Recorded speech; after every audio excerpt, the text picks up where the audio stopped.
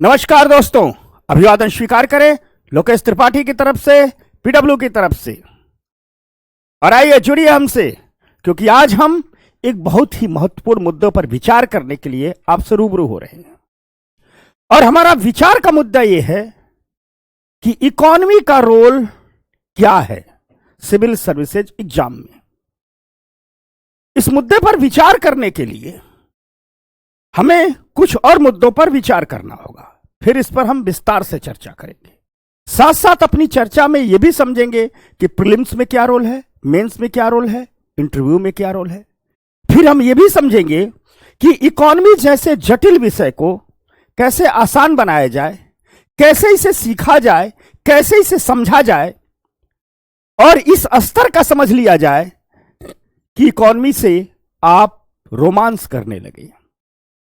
और जिस दिन कोई व्यक्ति आर्थिक सिद्धांतों से रोमांस करने लगता है, उसके पास दुनिया की हर समस्या का समाधान उपलब्ध हो जाता है। इसलिए कहा जाता है इकोनॉमी को ठीक कर दीजिए, सब कुछ अपने आप ठीक हो जाएगा। तो अगर आप भी इकोनॉमी से रोमांस करने लगे तो आपके अपने जीवन की जो चुनौती है, अपने जीवन की जो महत्वाकांक्षा है कि आईएएस बनना है, ये तो आप बन ही जाएंगे। आईएएस बन जाएंगे, आईपीएस बन जाएंगे, आईआरएस बन जाएंगे, जो चाहेंगे बन जाएंगे। साथ साथ आप इस देश के सामने जो चुनौतियां हैं, देश की जो समस्याएं हैं, जब सिविल सर्वेंट बन के जाएंगे तो उनका भी बेहतर समाधान कर देंगे। तो अगर हम अपनी चर्चा की शुरुआत करें एक सीधे सीधे सवाल से कि आखिर एक सिविल सर्वेंट का रोल क्या होता है। ढेर सारे रोल हैं। लिखने लगे तो किताबें भर जाएंगी, बोलने लगे तो शायद 24 घंटे कम पड़ जाएंगे। लेकिन अगर मैं एक लाइन में एक सिविल सर्वेंट के रोल की बात करूं तो रोल यही है कि इस मुल्क की डेमोक्रेसी ने इस देश से जितने भी वादे किए, इस देश की संविधान सभा ने इस देश से जितने वादे किए, इस देश की संसद से लेकर के विधानसभाएं जो भी वादे करती हैं, नीतियां बनाती हैं, उनको धरातल पर उतारना ही सिविल सर्वेंट का रोल होता है। ग्राउंड पर नीतियों को उतारना, ग्राउंड पर कार्यक्रमों को उतारना सिविल सर्वेंट का रोल होता है। सीधी सी लाइन में, यानी एक बेहतर भारत, एक सुरक्षित भारत, एक सशक्त भारत, एक समृद्ध भारत, एक अमीर भारत, एक समर्थ भारत, एक सबल भारत की जो कल्पना हमारे राष्ट्र के प्रारंभिक नेताओं, स्वतंत्रता संग्राम सेनानियों ने की थी, हमारे एक उज्जवल भारत की जो कल्पना हमारे अतीत में बैठे हमारे पुरखों ने की थी, कौटिल्य से लेकर के महात्मा गांधी की परंपरा ने की थी, या आज हमारे देश के लोग जो कल्पना करते हैं, उस सभी कल्पनाओं को, उन सभी वादों को धरातल पर उतारना ही एक सिविल सर्वेंट का रोल होता है, एक सिविल सेवक की भूमिका होती है। एक बात समझ लीजिएगा, जब आप अफसर बन करके जाते हैं तो आपका दो काम होता है। एक तो नीतियों और कार्यक्रमों को धरातल पर उतारना, और दूसरा काम होता है आपके सामने हर दिन एक नई समस्या आएंगी, हर दिन एक नई चुनौती आएंगी। उन सभी चुनौतियों का प्रत्युत्तर देना आपका काम होता है, उन सभी समस्याओं का समाधान ढूंढना आपका काम होता है। और दुनिया के सभी दार्शनिक से लेकर के विचारक तक सभी इस बात पर सहमत हैं कि दुनिया की 99% समस्याओं का समाधान अर्थव्यवस्था में है, इकोनॉमी में है। इकोनॉमी को ठीक कर दिया जाए तो 99% दुनिया अपने आप ठीक हो जाती है। इसलिए जब आप सिविल सर्विसेज देने जाते हैं तो यूपीएससी अपनी प्री परीक्षा हो, मेंस परीक्षा हो, इंटरव्यू परीक्षा हो, उसमें एक चीज को बहुत टेस्ट करती है कि इकोनॉमी के विषय में आपका नॉलेज क्या है। वो प्री के लेवल पर भी टेस्ट करेगी, मेंस के लेवल पर भी टेस्ट करेगी, इंटरव्यू के लेवल पर भी टेस्ट करेगी। साथ साथ वह यह भी टेस्ट करती है कि आपके भीतर आर्थिक सोच है कि नहीं, आपके भीतर आर्थिक नजरिया है कि नहीं, आपके भीतर आर्थिक चिंतन है कि नहीं। क्योंकि जो भविष्य की समस्याएं आने वाली है, जो भविष्य की चुनौतियां आने वाली है, जो भविष्य में सवाल खड़े होने वाले हैं, उनका समुचित जवाब तो आर्थिक चिंतन ही देता है, आर्थिक नीतियां ही देती हैं, आर्थिक सोच ही देता है। इसलिए यूपीएससी ये उम्मीद करती है अपने विद्यार्थियों से कि इकोनॉमी के बारे में उनके भीतर एक मुकम्मल समझ विकसित हो, एक मुकम्मल समझ विकसित हो। आज हम आपको चर्चा में यही बताएंगे कि कैसे पढ़ें, क्या पढ़ें, किस तरीके से पढ़ें कि इकोनॉमी के विषय में एक मुकम्मल समझ विकसित हो जाए। तो इस पर विस्तार से चर्चा करेंगे, पूरे सिलेबस को चर्चा करेंगे। सिलेबस को हमने नए रूप में डिजाइन किया है और वो आपको देंगे किस तरीके से पढ़ें, किस तरीके से पढ़ना चाहिए। हमारे साथ जुड़ेंगे तो कैसे पढ़ेंगे, इन सब पर बात होगी। उसके पहले कुछ हल्की फुल्की चर्चा, कुछ आंकड़े मैं आपको दिखाता हूं। तो हमने शुरू में ही कहा कुछ विचार के मुद्दों को लेकर के हम आपसे रूबरू हुए हैं। पहला विचार का मुद्दा यह है कि सिविल सर्विसेज एग्जाम में इकोनॉमी की भूमिका क्या है। दूसरा विचार का मुद्दा यह है कि क्या इकोनॉमी कठिन है, इसकी वास्तविकता क्या है, क्या इस बारे में भ्रम ही ज्यादा हैं। और तीसरा मुद्दा यह है कि जो भी है इकोनॉमी, जैसी भी है इकोनॉमी, कैसे तैयार करें, कैसे इकोनॉमी की एक मुकम्मल समझ विकसित करें। अगर इसी चर्चा को हम आगे बढ़ाएं तो हमें मिलता है, अगर हम प्री एग्जाम देखें तो एवरेज रहा है 17 से 22 क्वेश्चन का इकोनॉमी से, और कभी कभी 25 सवाल भी आए हैं। और इस 17 से 22 सवाल के महत्व को आप तब समझेंगे जब ये समझेंगे कि आप 50 क्वेश्चन अगर प्रीलिम्स में बना लेते हैं तो आप प्रीलिम्स को पास कर जाते हैं, क्वालिफाई कर जाते हैं। जो 100 सवाल आते हैं वो 100, बेहतर रणनीति ये कहती है कि 100 सवाल थोड़े बनाने हैं भाई आपको।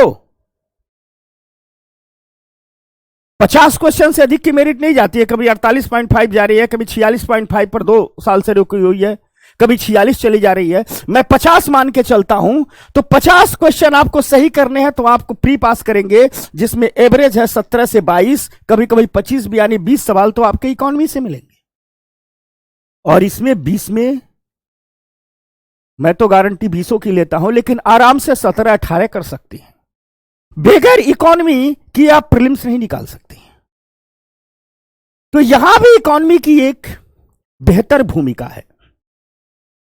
दूसरी चीज, अगर हम अभी बात करेंगे कि इन सभी समस्याओं का समाधान कैसे कर देंगे, कैसे आर्थिक चिंतन का विकास कर लेंगे।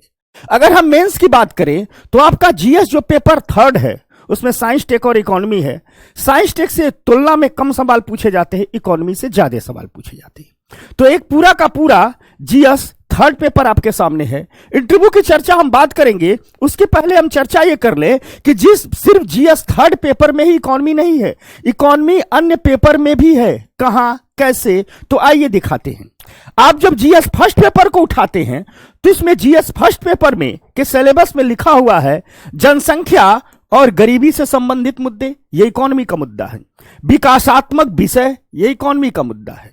शहरीकरण इकोनॉमी का मुद्दा है। सशक्तिकरण, महिलाओं का, बच्चों का, कमजोर वर्गों का, हाशिए पर रह रहे लोगों का जो सशक्तिकरण है, यह भी इकोनॉमी का मुद्दा है। क्योंकि सशक्त किसी को तभी आप कर सकते हैं जब आर्थिक रूप से सशक्त करें। जैसे मान लो 1st पेपर में सवाल पूछा जाता है, ग्लोबलाइजेशन के दौर में भारतीय महिलाओं की क्या भूमिका है, ग्लोबलाइजेशन का महिलाओं पर क्या प्रभाव पड़ा, ग्लोबलाइजेशन का भारत की इकोनॉमी पर क्या प्रभाव पड़ा, ग्लोबलाइजेशन का भारत के समाज और संस्कृति पर क्या प्रभाव पड़ा, ग्लोबलाइजेशन ने भारत के खान पान, रीति रिवाज और पहनावों पर क्या इफेक्ट डाला है। यह तो तभी होगा जब आप ग्लोबलाइजेशन समझेंगे। यानी 1st पेपर के ढेर सारे मुद्दे आपके इकोनॉमी से जुड़े हुए हैं। अगर हम 2nd पेपर में आए तो आपके जीएस 2nd पेपर के सिलेबस में लिखा हुआ है विकासात्मक प्रक्रिया और उद्योग, एनजीओ, सेल्फ हेल्प ग्रुप, गरीबी और भूख से संबंधित मुद्दे। ये चारों के चारों आपके इकोनॉमी से हैं। गरीबी और भूख से जितने भी संबंधित मुद्दे हैं वो इकोनॉमी का मुद्दा। हम बहुत विस्तार से गरीबी पढ़ेंगे। डेवलपमेंट प्रोसेस और इंडस्ट्रियल डेवलपमेंट का जो मुद्दा है वो इकोनॉमी का मुद्दा है। एनजीओ, सेल्फ हेल्प ग्रुप, ये सब इकोनॉमी के मुद्दे हैं। अगर इकोनॉमी आप 3rd पेपर में पढ़ लेते हैं तो ये अपने आप तैयार हो जाता है, ये अपने आप तैयार हो जाता है। जब आप जीएस 4th में जाते हैं तो वहां आपको मिलता है कारपोरेट गवर्नेंस, सिलेबस में लिखा है। व्यवसायिक नैतिकता सिलेबस में लिखी है, आईपीआर सिलेबस में लिखा है।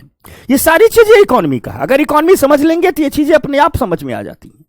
इनके लिए अतिरिक्त काम करना ही नहीं है, जरूरत ही नहीं अतिरिक्त काम करने की। और किसी ने अतिरिक्त काम कर भी दिया तो और धार लग जाती है। यानी कुल मिला जुला करके जीएस पेपर 3 तो उसका अपना है ही है। GS paper 1st, GS paper 2nd, GS paper 4th में भी एक बहुत बड़ा रोल है। प्रीलिम्स में सीधे 20 क्वेश्चन के आसपास इकोनॉमी से पूछे जा रहे हैं और 50 क्वेश्चन आपने सही किया तो आपका प्रीलिम्स पास हो जा रहा है। सोचिए रोल कितना बड़ा है। अगर हम आगे इसी बात को कंटिन्यू करें तो एक पेपर है एसे का पेपर, निबंध का पेपर।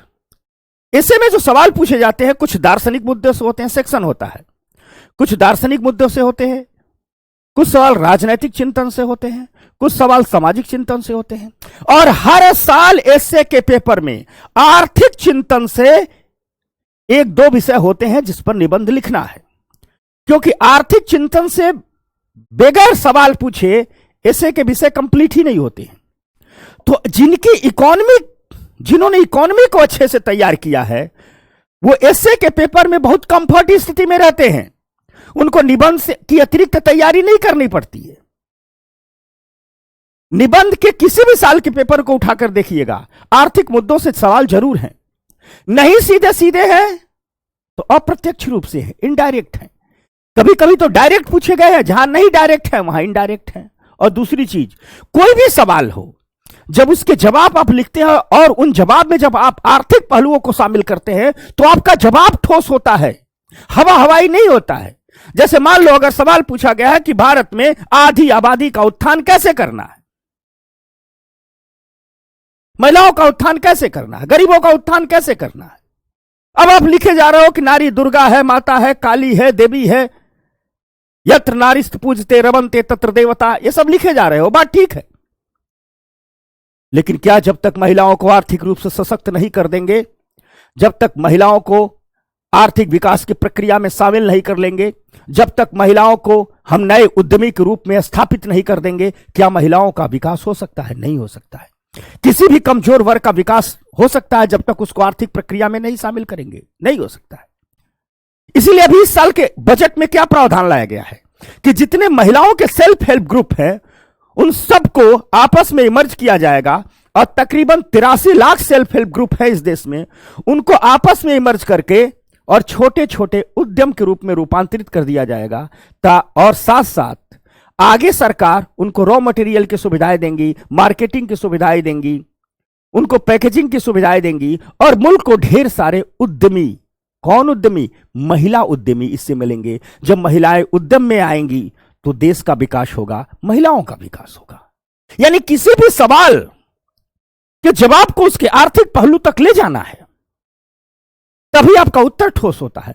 अर्थात ऐसे में सीधे सीधे आपको इकोनॉमी रिलेटेड इश्यू तो मिलेंगे ही मिलेंगे, साथ साथ आपको जो अदर इश्यू मिलेंगे, अदर मुद्दों पर जो सवाल होगा, उस सवाल को जब आप लिखते लिखते उसके आर्थिक पहलुओं पर बात करेंगे तो इससे से अधिक नंबर आपको मिलता है। और आर्थिक पहलुओं पर तभी आप बात कर सकते हैं जब अर्थव्यवस्था की ठोस समझ आप रखते हैं। इसलिए मैं बार बार कहता हूं, पेपर 3 में इकोनॉमी के सेक्शन को खूब मजबूत कर लो। आईएएस आईपीएस बनने से कोई नहीं रोक सकता है। एक कहावत कही जाती है, जिसको इकोनॉमी नहीं आती है यूपीएससी उसकी नहीं होती है। प्रीलिम्स ही नहीं होगा, 20 क्वेश्चन कहां मर्ज करेंगे, मेंस ही नहीं होगा। यानी जिसको इकोनॉमी नहीं आती है उसकी यूपीएससी में चयन नहीं होता है। जिसको इकोनॉमी थोड़ी बहुत आती है, थोड़ी बहुत, और अन्य विषय ठीक ठाक हैं, वो नीचे से रैंक लगाता है। जिसके अन्य विषय भी ठीक ठाक है, अच्छे हैं, और इकोनॉमी एवरेज रैंक तक आती है, वो आईआरएस तक पहुंचता है। जिसके अन्य विषय भी ठीक ठाक है, इकोनॉमी अच्छी है, वो आईपीएस तक पहुंचता है। और जिसके अन्य विषय भी अच्छे हैं और इकोनॉमी खूब अच्छी हो गई, यानी अन्य विषय ठीक ठाक ही रहे, इकोनॉमी खूब अच्छी हो गई, वो रैंक लगाता है, टॉप करता है। यानी अन्य विषय के ठीक ठाक होने के साथ साथ इकोनॉमी पर बहुत अलग से काम करना होगा, क्योंकि इसका रोल बहुत बड़ा है। रोल कैसे है? प्री में रोल है, जीएस 3 में रोल है, जीएस 1 में रोल है, जीएस 2 में रोल है, जीएस 4 में रोल है, सीधे सीधे निबंध में रोल है इकोनॉमी का। और जब आप इंटरव्यू देने जाते हैं, साक्षात्कार में जाते हैं, तो साक्षात्कार के जो सवाल जवाब होते हैं उसमें 99% सवाल जवाब अर्थव्यवस्था से रिलेटेड होते हैं। 99% की मैं बात कर रहा हूं, घुमा फुरा के अर्थव्यवस्था से ही रिलेटेड होते हैं। जो इंटरव्यू लेने वाले लोग हैं वह टेस्ट करना चाहते हैं कि यह इस व्यक्ति में आर्थिक समझ कितनी विकसित है, क्योंकि याद रखिएगा आर्थिक समझ ही अन्य समझ का आधार होती है। आर्थिक समझ बताती है कि इस सिविल सर्वेंट के सामने जो जो भी समस्याएं आएंगी उसका कितना बेहतर समाधान निकालेगा। और बेहतर समाधान तभी निकलते हैं जब आर्थिक नजरिए से बेहतर समाधानों पर पहुंचा जाए। अब यह बात तो हो गई, यहां तक तो आप समझ लिए। अब मुद्दा हमारा यह आता है, हम पुनः अपने शुरुआत के मुद्दों पर चलते हैं। आप समझ लिए कि सिविल सर्विसेज में इकोनॉमी की क्या भूमिका है, इसको समझ लिए। अब दूसरा मुद्दा आता है, हमने कहा था 3 मुद्दे पर हम विचार करेंगे कि सिविल सर्विसेज में इकोनॉमी की क्या भूमिका है, इसको आप समझ लिए। अब हम बात करेंगे क्या इकोनॉमी कठिन है। एक जो मुहावरा चल पड़ा है कि इकोनॉमी कठिन है, इस पर वास्तविकता क्या है और भ्रम की स्थितियां क्या है। देखो, वास्तविकता तो यह है कि इकोनॉमी कठिन है,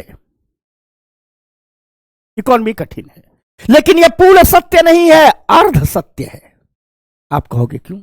दरअसल इकोनॉमी कठिन इसलिए लगती है कि मान लीजिए आप मेडिकल स्ट्रीम के स्टूडेंट हो तो आपने जूलॉजी बॉटनी सब खूब पढ़ा होगा।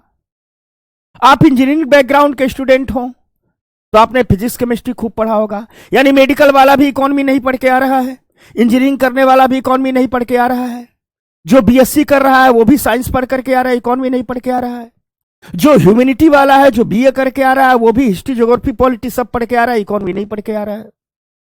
आप गौर से देख लीजिए, हमारे देश के विश्वविद्यालयों से जब युवा निकलते हैं तो सबसे कम मात्रा में वे युवा निकलते हैं जो इकोनॉमी पढ़े हों, और जो प्योर इकोनॉमी वाले लोग होते हैं वो सीए बन करके दूसरे सेक्टर में चले जाते हैं। यानी आप में जो बड़ा वर्ग है, मान लीजिए कोई ह्यूमैनिटी बैकग्राउंड का स्टूडेंट है, बीए कर रहा है, उसने हिस्ट्री पॉलिटी ज्योग्राफी सब पढ़ी होगी, इकोनॉमी नहीं पढ़ा होगा।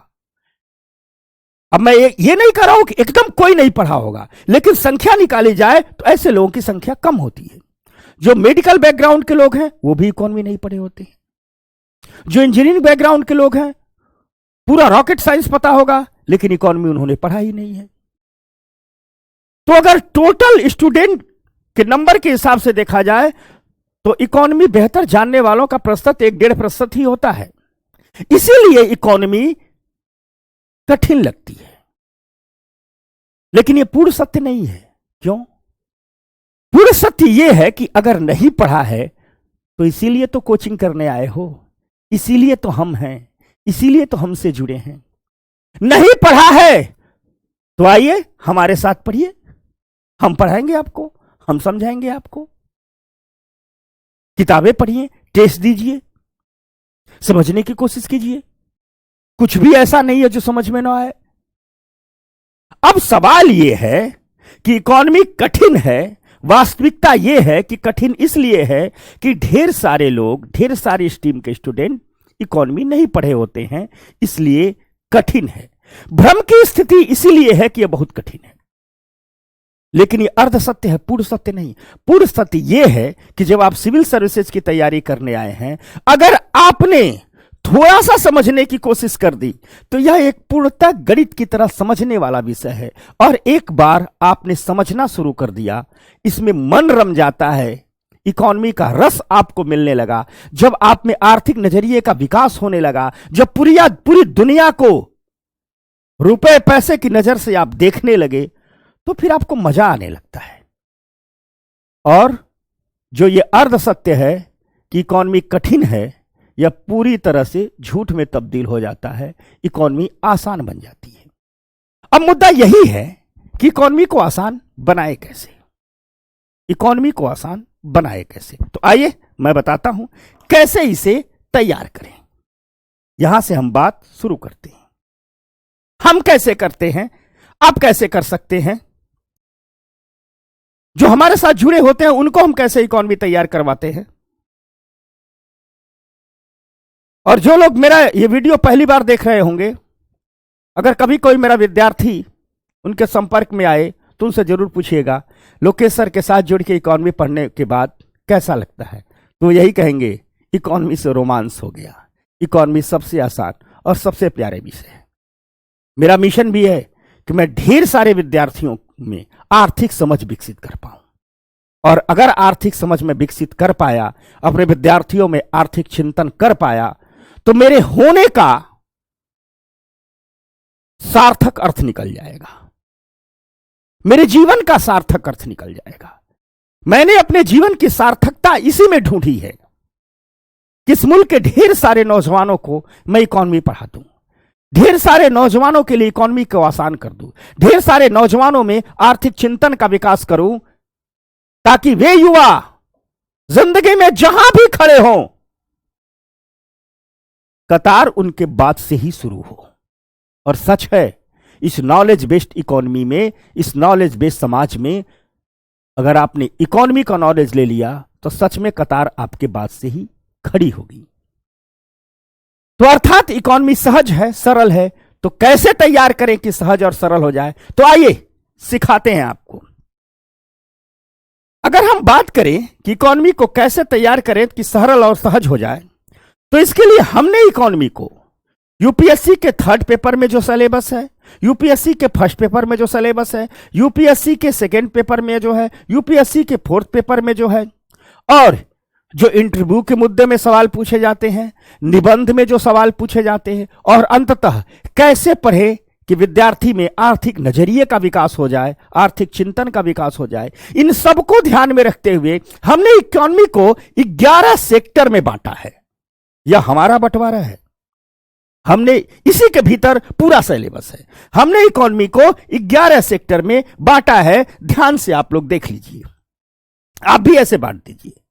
पहला ये सेक्टर है, चैप्टर नहीं है, इसके भीतर बहुत सारे चैप्टर हैं। यानी ये क्या है? ये सब टॉपिक हैं, ठीक? ये सब सारे क्या हैं? सेक्टर हैं, ठीक? ये बड़े बड़े टॉपिक हैं, इसके भीतर ढेर सारे चैप्टर होंगे। और बड़े बड़े टॉपिकों की बात की जाए तो पहला है अर्थव्यवस्था का परिचय, पहले परिचय तो लीजिए। दूसरा है भारत का आर्थिक इतिहास, देख तो लीजिए हमारी अर्थव्यवस्था की गाड़ी चली कहां से है। तीसरा है पैसा और बाजार, पैसा और बाजार, ये दुनिया बाजार है। पैसा हाथ में है तो सब कुछ है, नहीं है तो कुछ भी नहीं है। तो तीसरे में हम बात करेंगे पैसा और बाजार की। चौथे में हम बात करेंगे सरकार और पैसे की। अरे भैया, सरकार को भी तो पैसा चाहिए, बिना पैसे के सरकार कहां से चलेगी? तो चौथे में हम बात करेंगे सरकार और पैसे में। पांचवें में हम बात करेंगे विकास के अर्थशास्त्र की।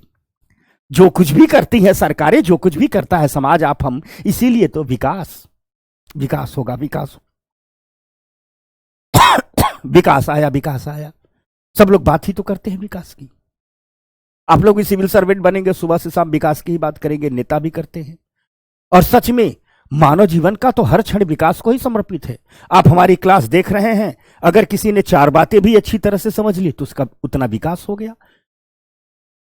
तो विकास का अर्थशास्त्र होता है, विकास का अर्थशास्त्र होता है। इसमें हम 5-6 चैप्टर पढ़ेंगे, ये बड़े बड़े सेक्टर हैं। उसके बाद हम करेंगे कल्याणकारी अर्थव्यवस्था की चर्चा। अब तो पूरी दुनिया वेलफेयर इकोनॉमी की ओर जा रही है। पूरी दुनिया में एक नारा दिया गया कि अर्थव्यवस्था ऐसी होनी चाहिए जो हर आंख का आंसू पोंछे। और याद रखना, आप लोग भी जब सिविल सर्वेंट बन के जाओगे तो आपका भी यही काम होगा, हर आंख का आंसू पोंछना है।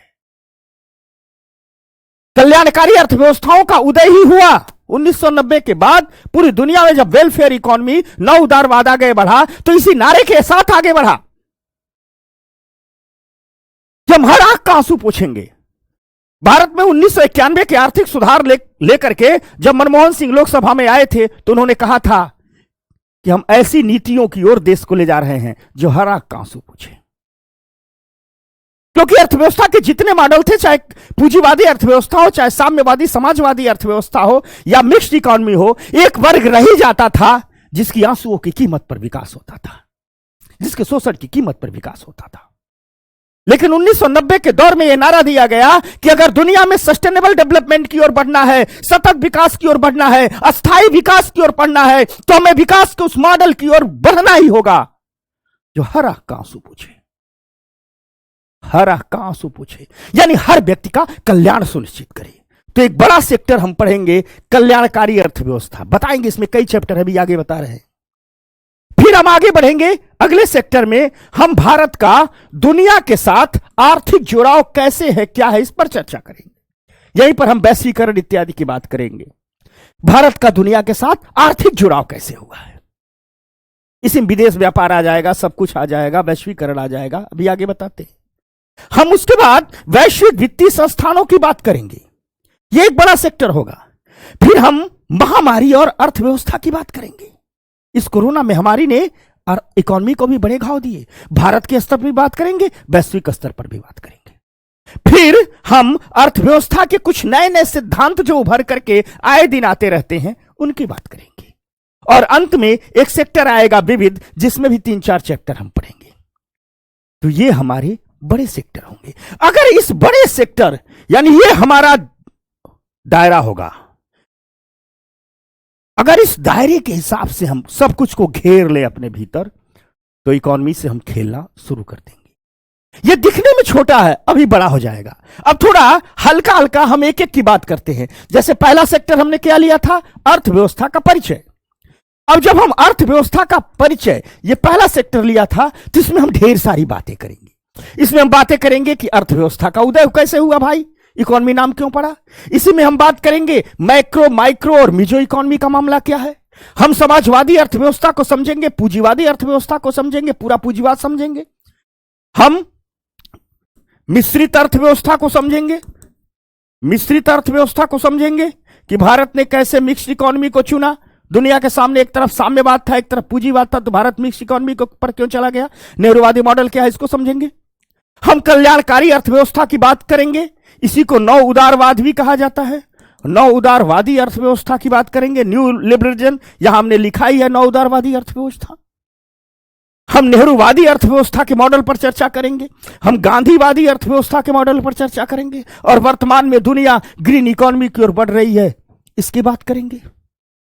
हरित अर्थव्यवस्थाओं की बात करेंगे। जब इतना समझ लेंगे तो हमारा सेक्टर नंबर 1 अर्थव्यवस्था का परिचय कंप्लीट होगा। यानी हम जान जाएंगे आखिर ये इकोनॉमी है क्या, इससे हम हल्का फुल्का परिचित हो जाएंगे। तो शुरुआत में हम यही पढ़ते हैं, 3-4 दिन आराम से यही पढ़ते हैं। पहले परिचय ले लेते हैं भाई, जिसके साथ रोमांस करना है, जिससे दोस्ती करना है, उसका परिचय तो होना जरूरी है ना। इकोनॉमी से रोमांस करवाऊंगा मैं आपको, तो परिचय होना तो जरूरी है ना भाई। बिना परिचय के कैसे काम करेगा, सच है कि नहीं है। अगली बात, पहला हो गया। फिर हम दूसरे की ओर चलते हैं। दूसरा सेक्टर है भारत का आर्थिक इतिहास, आजादी से आज तक। और इस आज तक का मतलब है जिस दिन इस टॉपिक की क्लास होगी तब तक कुछ भी नया होगा यहां जोड़ देंगे। और जब हम आजादी से आज तक के आर्थिक इतिहास की बात करेंगे, तो हमें सबसे पहला चर्चा करना होगा पंचवर्षीय योजनाओं पर। हम शुरू से पढ़ेंगे 1951 से लेकर के 2017 तक पंचवर्षीय योजनाओं के दौर में देश में क्या क्या हुआ। पहली पंचवर्षीय योजना, दूसरी पंचवर्षीय योजना, तीसरी पंचवर्षीय योजना, जितनी 12 पंचवर्षीय योजना है 2017 तक चली, 12 की बात करेंगे। फिर आपको पता होगा कि 2015 में ही सरकार ने योजना आयोग को समाप्त कर दिया। सरकार ने कहा अब हम पंचवर्षीय योजनाओं के मॉडल को छोड़ रहे हैं, अब हम नीति आयोग बनाएंगे। तो हम तुरंत पढ़ेंगे नीति आयोग। 2015 से 2023 तक हम आएंगे, यानी आज तक की यह बात कर रही है। जिस दिन पढ़ेंगे अगर उस दिन भी कोई अपडेट होगा तो उसकी भी बात करेंगे।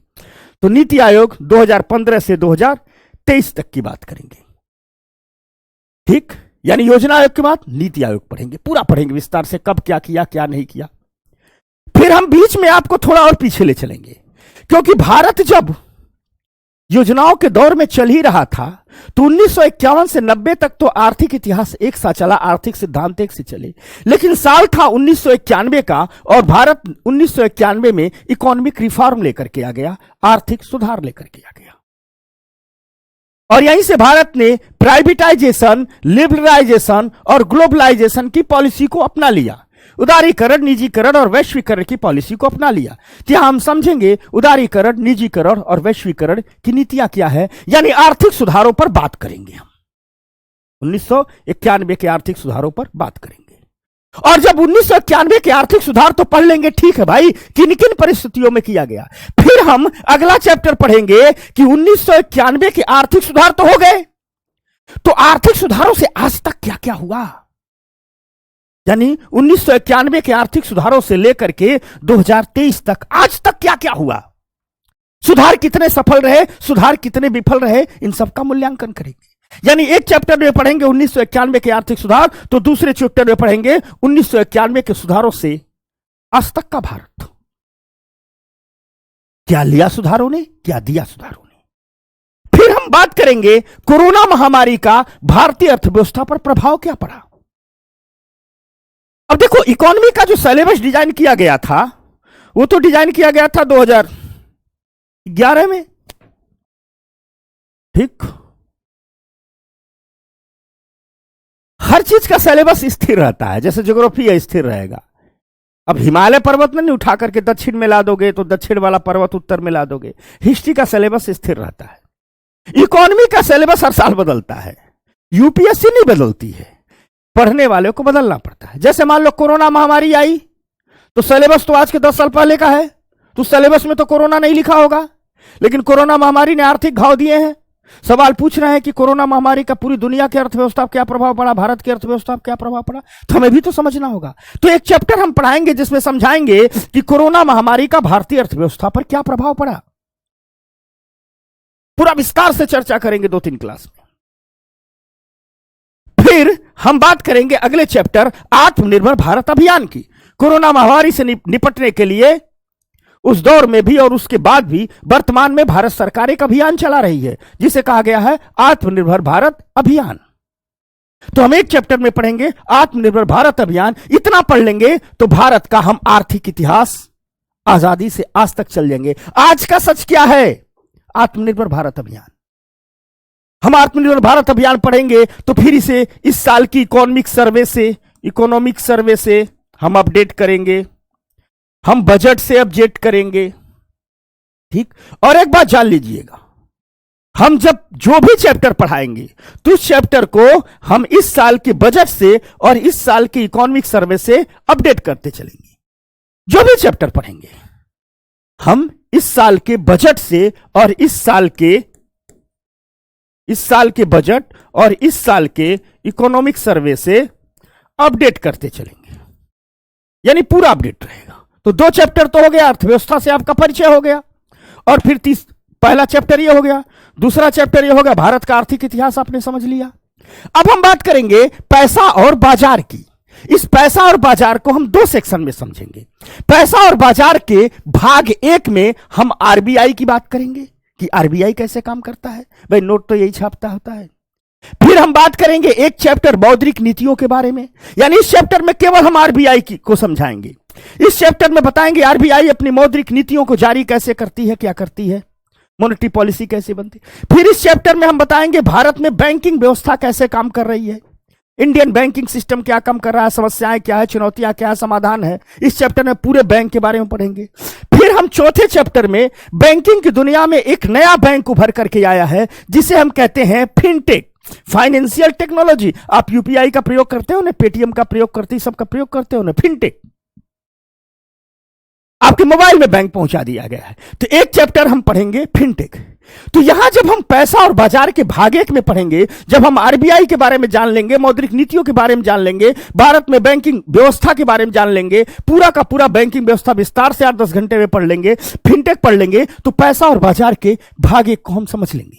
इसके बाद हमें समझना होगा पैसा और बाजार भाग 2।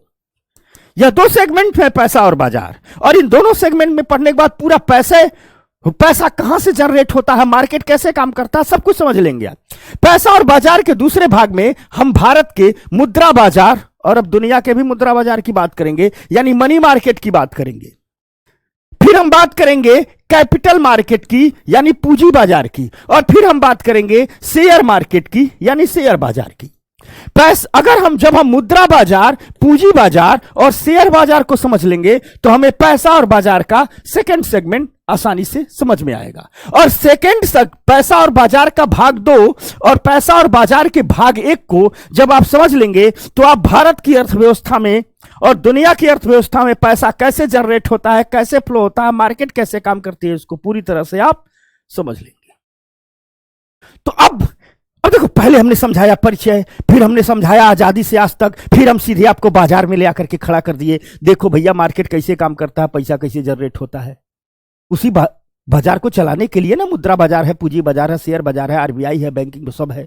जब आप पैसे और बाजार से परिचित हो जाएंगे, फिर हम आपको ले चलेंगे कि ठीक है भैया, सरकार और पैसा, यानी सरकार के पास पैसा कहां से आता है, बिना पैसे के सरकार कैसे चलेगी। तो फिर सरकार और पैसे को समझने के लिए हम आपको टैक्स सिस्टम समझाएंगे, कर व्यवस्था समझाएंगे। एक चैप्टर आप कर व्यवस्था समझेंगे, इसमें 2 चैप्टर हो जाएंगे, इनडायरेक्ट टैक्स और डायरेक्ट टैक्स। पूरी तरह से डायरेक्ट टैक्स पर बात करेंगे और फिर इनडायरेक्ट टैक्स में जीएसटी पर बात करेंगे। यानी यहां 2 चैप्टर हम पढ़ेंगे, एक में पढ़ेंगे डायरेक्ट टैक्स और एक में पढ़ेंगे इनडायरेक्ट टैक्स और जीएसटी। तो सरकार और पैसा कर व्यवस्था से आएगा, यानी पूरा टैक्स सिस्टम समझेंगे आराम से 4-5 दिन में। फिर हम पढ़ेंगे सरकार और पैसा में वैश्विक डिजिटल अर्थव्यवस्था और कर सुधार। अमेजन कहां की कंपनी है? अमेरिका की, भारत में काम कर रही है ना। गूगल कहां की कंपनी है? अमेरिका की, भारत में काम कर रही है ना।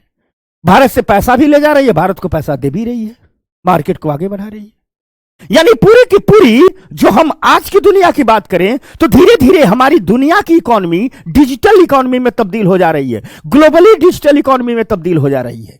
तो हम बात करेंगे ग्लोबल लेवल पर डिजिटल इकोनॉमी पर। और जब दुनिया की इकोनॉमी ग्लोबल डिजिटल लेवल पर जा रही है तो टैक्स रिफॉर्म भी करना होगा ना। भारत सरकार कर रही है, क्या हुआ, गूगल अमेरिका का है, हमारे यहां काम कर रहा है तो कुछ पैसा हमें भी चाहिए। क्या हुआ, अमेजन अमेरिका का है, हमारे यहां व्यापार कर रहा है तो कुछ पैसा हमें भी चाहिए। क्या हुआ, फेसबुक अमेरिका में रजिस्टर्ड है, भारत में व्यापार कर रहा है, यूट्यूब, तो हमको भी पैसा चाहिए फेसबुक से यूट्यूब पर।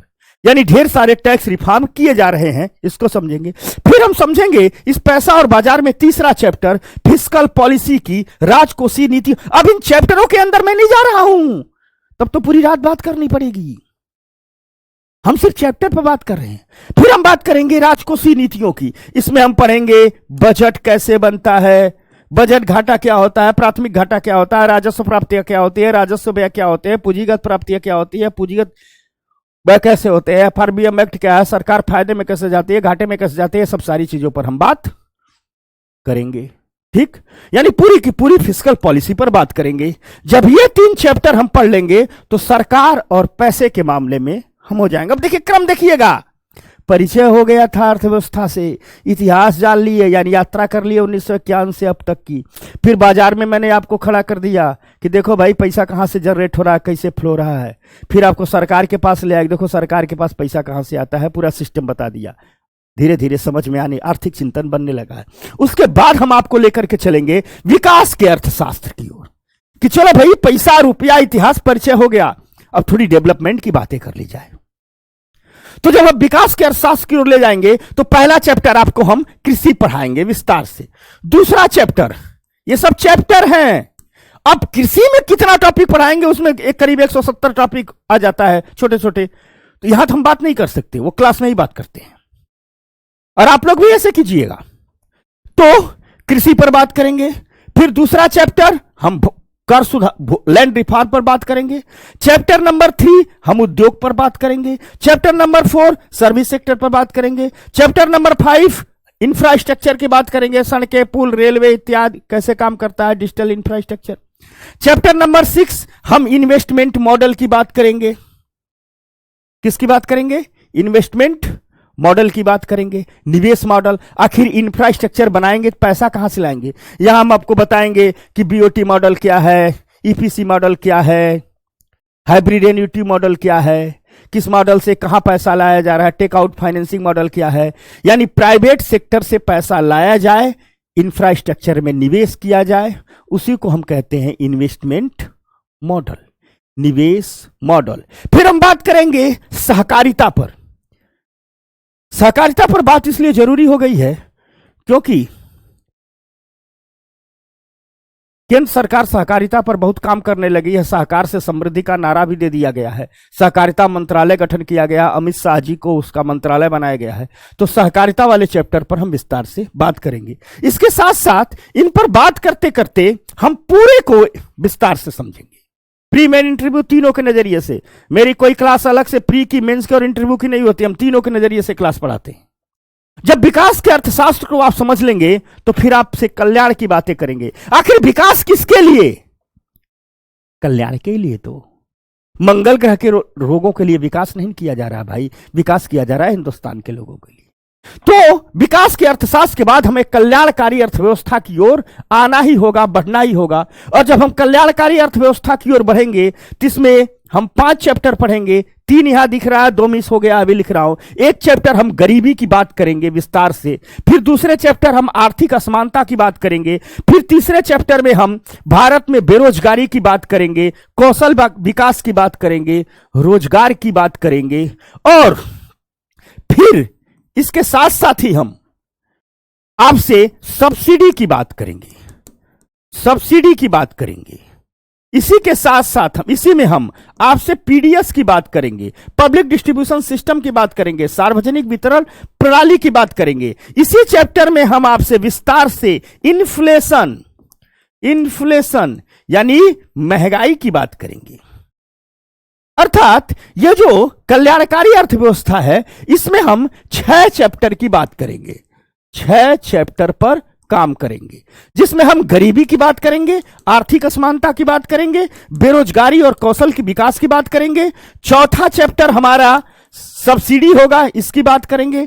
5वां चैप्टर हमारा पीडीएस सिस्टम होगा, पब्लिक डिस्ट्रीब्यूशन सिस्टम जिसे सार्वजनिक वितरण प्रणाली कहते हैं, इसकी बात करेंगे। और 6ठा चैप्टर हमारा इन्फ्लेशन होगा, महंगाई होगी, मुद्रास्फीति होगी, इस पर बात करेंगे। तो जाकर के हमें वेलफेयर इकोनॉमी, कल्याणकारी अर्थव्यवस्था समझ में आएगी। उसके बाद हम कितने चैप्टर पढ़ेंगे? 6 चैप्टर। कुल मिलाकर तकरीबन 48 चैप्टर में पढ़ाऊंगा आपको इकोनॉमी, 48 से 50 चैप्टर। इसमें कितने हो गए? 6 चैप्टर। अब आगे बढ़िए, फिर हम पढ़ेंगे एक सेक्टर, भारत का दुनिया के साथ आर्थिक जुड़ाव। अब इसमें हम पढ़ेंगे 5 चैप्टर। कितने पढ़ेंगे? 5 चैप्टर। इसमें हम पढ़ेंगे चैप्टर नंबर 1 भुगतान संतुलन क्या है, चैप्टर नंबर 2 भारत का विदेश व्यापार क्या है, चैप्टर नंबर 3 रुपए की परिवर्तनीयता क्या है, चैप्टर नंबर 4 रुपए का अंतरराष्ट्रीयकरण क्या है, chapter number 5 free trade agreement किसे कहते हैं, भारत के मुक्त व्यापार समझौते क्या है। जब हम इन 5 चैप्टरों को समझेंगे तो भारत की दुनिया के साथ जो आर्थिक जुड़ाव है आधा समझ में आ जाएगा, आधा आगे समझ में आएगा। तो यहां भारत की दुनिया के आर्थिक जुड़ाव के साथ हम तकरीबन 5 चैप्टर पढ़ेंगे। उसके बाद हम आगे बढ़ेंगे।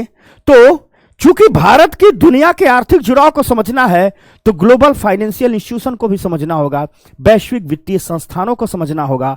तो और जब वैश्विक वित्तीय संस्थानों को समझ लेंगे और उसके पहले जब इसको समझे रहेंगे तो आपको पूरी की पूरी ग्लोबल इकोनॉमी समझ में आ जाएगी। वैश्विक वित्तीय संस्थानों में हम बात करेंगे विश्व बैंक की, बात करेंगे आईएमएफ की, बात करेंगे विश्व व्यापार संगठन की, G7, G15 सब छोटे छोटे देश इनकी बात करेंगे। हम न्यू डेवलपमेंट बैंक की बात करेंगे, एशियन इंफ्रास्ट्रक्चर बैंक की बात करेंगे, ब्रिक्स की बात करेंगे, आर्थिक सहयोग और विकास संगठन OECD की बात करेंगे। साथ साथ कुछ और मुद्दे इसमें लेकर के आएंगे, जैसे इसमें G7, G5 ये तो आप IR में देखते ही रहते हैं। इनको हम इकोनॉमी, जैसे अभी मान लीजिए G20 इंपॉर्टेंट हो गया है, इसका आर्थिक रोल पर बात करेंगे। हम इसमें कई चीजें, नई चीजें ऐड करने वाले हैं इस सत्र में, जैसे इंटरनेशनल लिक्विडिटी की बात करेंगे, इंटरनेशनल लिक्विडिटी, अंतरराष्ट्रीय तरलता की बात करेंगे, हम इंटरनेशनल डेप्ट फंड की बात करेंगे, अंतर्राष्ट्रीय स्तर पर जितने जितने ऋण के फंड हैं, कहां कहां से पैसा एक देश से दूसरे देश में उधार इत्यादि जा रहा है उसकी बात करेंगे, कहां से कर्जे जा रहे हैं, कहां से नहीं जा रहा है। तो जब हम वैश्विक वित्तीय संस्थानों की बात कर लेंगे और भारत की दुनिया के साथ जुड़ाव इनकी बात कर लेंगे तो पूरी हमारी ग्लोबल इकोनॉमी की समझ मजबूत हो जाएगी। यानी कुल मिलाजुला कर देखें तो 5 चैप्टर यहां और 8 चैप्टर यहां, 9 चैप्टर, कुल मिलाजुला करके हम 14 चैप्टर पर बात करेंगे यहां, तब जाकर के भारत का आर्थिक जुड़ाव कंप्लीट हो जाएगा। उसके बाद हम आपको ले चलेंगे अगले सेक्शन में, जहां हम बात करेंगे महामारी और अर्थव्यवस्था की। भारत की अर्थव्यवस्था पर एक बात कर रहे लिए हैं, अब पूरी दुनिया की अर्थव्यवस्था पर, सप्लाई चेन पर बात करेंगे। तो हम बात करेंगे महामारी और अर्थव्यवस्था पर। किस महामारी ने इकोनॉमी को क्या दिया, वैश्विक प्रभाव क्या पड़े। उसके बाद हम बात करेंगे अर्थव्यवस्था के कुछ नए सिद्धांतों पर चर्चा करेंगे। जैसे अर्थव्यवस्था के कुछ नए सिद्धांत हैं। अभी कचरे से धन की ओर इकोनॉमी जा रही है, वेस्ट टू वेल्थ की ओर जा रही है, कचरे से धन की ओर। कहा है रिसाइकिल रिकलेक्ट, 3 सिद्धांत आए हैं। Recollect, recycle, reuse. यानी कचरे को फेंकिए मत, डस्टबिन में डालिए, फिर इकट्ठा कीजिए, फिर इसका यूज कीजिए। इस पर सरकार निवेश मॉडल में एक मॉडल भी लेकर के आ गई है, हाइब्रिड एन्युटी मॉडल, और इसमें जापान पैसा भी लगा दिया है। कुछ नए सिद्धांतों की बात करेंगे। जैसे अभी इस बजट में बात की गई कि भारत के इंजीनियरिंग संस्थानों में उत्कृष्टता केंद्र खोले जाएंगे जहां 5G एप्लीकेशन बनाए जाएंगे।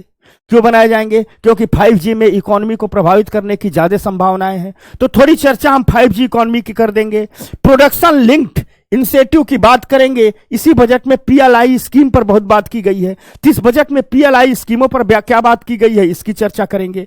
थोड़ी सी चर्चा करेंगे हम स्पेस इकोनॉमी की, कि कैसे यही 5G आगे बढ़ेगा, इंटरनेट की दुनिया आगे बढ़ेगी, सैटेलाइट की दुनिया आगे बढ़ेगी, तो कैसे अंतरिक्ष भी अर्थव्यवस्था का केंद्र बन जाएगा, कैसे अंतरिक्ष से हम पैसा कमा सकते हैं। और अभी हाल में एक सिद्धांत आया है, उसे कहा गया है 100 mile communities vocal for local. आप लोगों ने सुना होगा वोकल फॉर लोकल। तो इस पर भी बात करेंगे। ये सब इकोनॉमी के नए सिद्धांत है। और अंत में हम आएंगे अपने विविध की ओर, मतलब जो भूली बिसरी चीजें रहेंगी वो सब कुछ इसमें ला देंगे। जैसे आर्थिक विकास को मापना, यहां हम समझेंगे GDP क्या है, GNP क्या है, NNP क्या है, ये सब बात को समझेंगे। ग्रीन GDP क्या है, ये सब बात को समझेंगे। फिर हम विकास के सूचकांकों की बात करेंगे। बीच बीच में ढेर सारे मैं इंडिकेटर पढ़ाऊंगा कि किस इंडेक्स में ये है, वो सारे यहां आ जाएंगे। ठीक। फिर हम बात करेंगे समावेशी विकास की, इंक्लूसिव डेवलपमेंट की, हाशिए के लोगों को मुख्य धारा में लाने वाले मॉडल की। फिर हम बात करेंगे सतत विकास की। और अगर हमारी क्लास चलते चलते कोई और भी नए मुद्दे आए होंगे, पीछे कुछ छूटा होगा, भूली बिसरी बातें होंगी, तो इनमें मिला देंगे। और जब इस नजरिए से आप पढ़ोगे, जब आप इस नजरिए से पढ़ोगे, इन तरीकों से पढ़ोगे, तो इकोनॉमी सरल होगी, इकोनॉमी सहज होगी, इकोनॉमी आसान होगी, इकोनॉमी आपके कंट्रोल में होगी। प्रीलिम्स में बेहतर परफॉर्मेंस करोगे, मेंस में बेहतर परफॉर्मेंस करोगे, इंटरव्यू में बेहतर परफॉर्मेंस करोगे, सवालों के बेहतर जवाब दोगे, बेहतर रैंक लाओगे, बेहतर सिविल सर्वेंट बनोगे, बेहतर देश की सेवा करोगे। और सबसे बड़ी बात तो ये, आपका जो आर्थिक नजरिया बनेगा ना, जो आर्थिक विजन का विकास होगा आपके भीतर, आप जिंदगी में, आप इस दुनिया में कहीं भी किसी मोड़ पर खड़े होगे, आप लाइट हाउस की तरह चमकोगे। याद रखना, सिविल सर्विसेज की जो इकोनॉमी, अगर इसको ढंग से तैयार कर लिया जाए तो बेहतर सिविल सर्वेंट तो बनोगी ही, बेहतर विद्यार्थी तो बनोगी ही, राजनीति करोगे बेहतर पॉलिटिशियन तो बनोगी ही। यूपीएससी टॉप करने का सपना है तो इस तरीके से इकोनॉमी पढ़ लो, टॉप कर जाओगे। जिसको प्रॉपर आईएएस बनना है, इस तरह से इकोनॉमी पढ़ लो, बन जाओगे। जिसको आईपीएस बनना है, एकदम वर्दी लगाना है, गुंडों को मारना पीटना, इस तरह से इकोनॉमी पढ़ लो, बन जाओगे। और अंत में एक बार इस नजरिए से इकोनॉमी को जी कर तो देखो, जहां रहोगे, मैं जो गुणों की बात नहीं करता हूं, मैं सूरज की बात करता हूं। जहां रहोगे वहीं सूरज की तरह चमकोगे, वहीं सितारे की तरह चमकोगे। जहां रहोगे तुम ही केंद्र रहोगे। तो इकोनॉमी को बेहतर तरीके से पढ़ना है, इकोनॉमी को बेहतर तरीके से समझना है, इकोनॉमी को बेहतर तरीके से जुड़ना है, और अंततः वही बात, इकोनॉमी से रोमांस करना है। तो आ जाओ दोस्तों, जुड़ जाओ मेरे साथ हमारे संकल्प बैच में। बहुत ही जल्दी 10 अप्रैल से संकल्प बैच में हमारे साथ जुड़िए। इकोनॉमी को अपना हथियार बनाते हैं और अपने सपनों को पूरा करने के लिए इस हथियार का इस्तेमाल करते हैं। तो जुड़ जाइए हमसे, आइए पढ़ते हैं अपने संकल्प बैच में। तब तक के लिए नमस्कार, धन्यवाद, जल्दी मिलते हैं संकल्प बैच में।